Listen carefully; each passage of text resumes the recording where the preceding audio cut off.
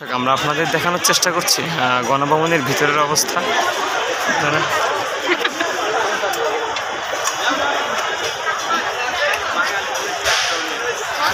হাজার হাজার মানুষ ভিতরে জড়ো হয়ে গিয়েছে, আপনারা দেখতে পাচ্ছেন।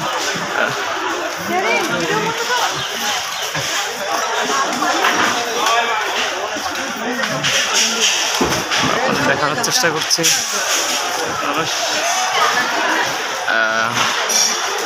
অনেক কিছুই মানুষ নিয়ে যাচ্ছে, কিছুই বাকি রইল না।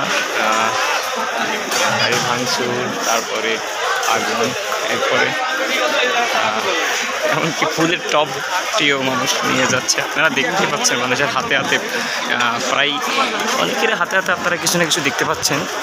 আমরা আপনাদের দেখানোর চেষ্টা করছি বেসরকারি গণভবনের ভিতর থেকে সরাসরি। এই যে গাড়িতে দেখতে পাচ্ছেন গাড়িটির অবস্থা। এই যে একটা ফ্রিজ দেখতে পাচ্ছেন, বসে আছে।